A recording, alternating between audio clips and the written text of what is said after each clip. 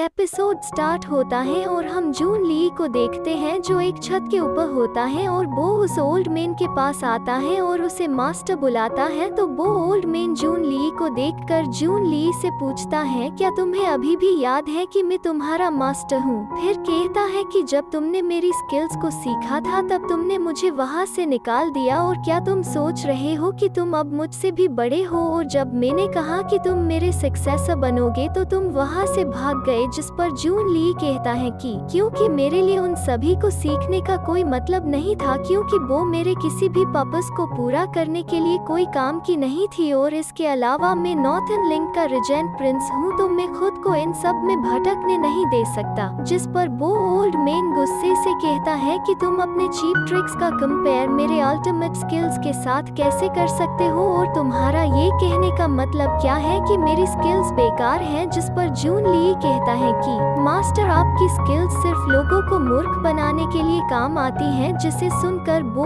Old man गुस्सा होने लगता है। जिसके बाद जून ली वहाँ से जाते हुए कहता है कि जो भी हो, आप स्टार्स को ऑब्जर्व करना और बेकार की भविष्यवाणी करना जारी रख सकते हैं, लेकिन अब मैं यहाँ से जा रहा हूँ। तो वो ओल्ड मैन उसे रुकने को कहता है और कहता है कि तुम्हारे लिए वेस्टर्न मिंग में ज्यादा रहना अच्छा नहीं है। तो जब ये सभी राष्ट्र का मीटिंग खत्म हो जाएगा तो अच्छा होगा कि तुम यहाँ ना रुको। जिस पर जून ली पूछता है कि मगर क्यों? तो वो ओल्ड मैन कहता है कि मैं स्काई में स्टार्स को देख रहा था, तो मैंने स्काई में फिनिक्स स्टार को देखा है, और जब फिनिक्स स्टार खुद को अपीयर करता है तो तब दुनिया अराजकता में होती है। जिस पर जून ली पूछता है कि ये फिनिक्स स्टार क्या है, और कहता है कि आप अभी भी गर्व करते हैं कि आप किसी का भी भविष्यवाणी कर सकते हैं, क्या आपको शर्म नहीं आती? तो वो ओल्ड मैन कहता है कि तुम ये क्या बोल रहे हो? फिनिक्स स्टार एक हेवनली सीक्रेट है जिसे लीक नहीं किया जा सकता, वरना हेवन द्वारा उस आदमी को पनिश किया जाएगा। जिसे सुनकर जून ली कहता है कि ओ अच्छा, तो हेवनली सीक्रेट को लीक नहीं किया जा सकता। तो वो ओल्ड मैन पूछता है कि क्या तुम मुझ पर शक कर रहे हो? फिर वो वहाँ से जाते हुए कहता है कि मुझे जो कहना था वो मैंने कह दिया, तो अब ये तुम पर है कि तुम इस पर यकीन करते हो या नहीं। और एक बात याद रखना कि तुम हाल ही में किसी भी लड़की के ज्यादा करीब मत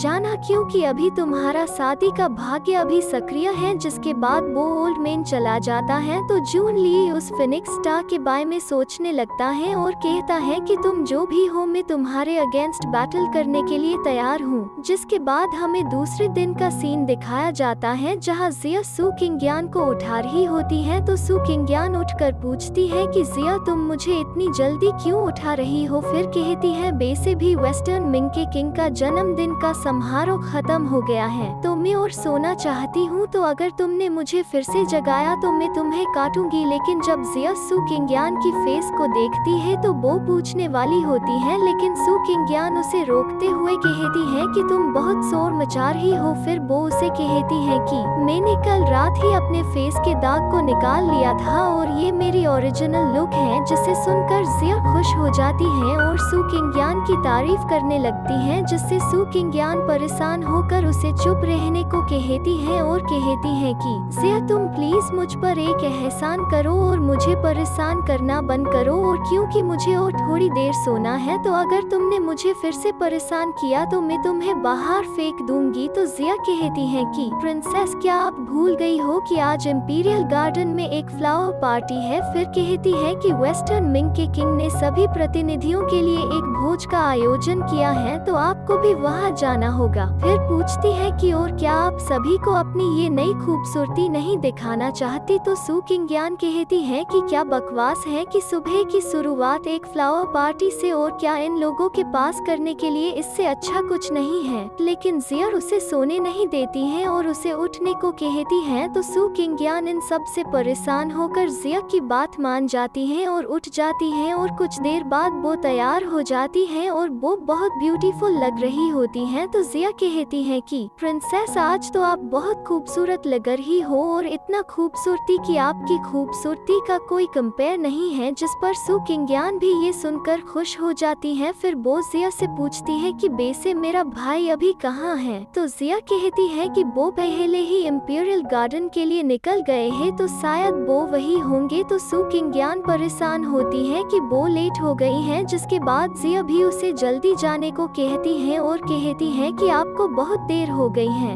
जिसके बाद हमें इंपीरियल गार्डन का सीन दिखाया जाता है जहां सू किंगयान भी पहुंच चुकी होती है और वहां के लोग सू किंगयान की खूबसूरती देखकर उसकी तारीफ करने लगते हैं और कहने लगते हैं कि ये कौन हो सकती है। तो तभी सू किंगयान को कोई बुलाता है तो वो देखती है कि वो चीफ रोंग है। तो वो उसे गुड मॉर्निंग कहती है, लेकिन चीफ रोंग उसका फेस देखकर काफी हैरान होता है और उससे इसके बारे में पूछता है। तो सू किंगयान कहती है कि मैंने अपने फेस को फिर से रिकवर कर लिया है, तो क्या आपको और कुछ कहना है। जिसे सुनकर चीफ रोंग उसके पास आने लगता है और पास आकर कहता है कि आज यहाँ परोसे जाने वाले ड्रिंक से सावधान रहना। और यहीं पर ये एपिसोड खत्म होता है। और वीडियो पसंद आई हो तो वीडियो को लाइक करें और वीडियो कैसी लगी कमेंट करें। और अगर आपने अभी तक चैनल को सब्सक्राइब नहीं किया है तो जल्दी से सब्सक्राइब कर दो और बेल आइकॉन को प्रेस कर दो ताकि आपको हमारी वीडियो मिलती रहे।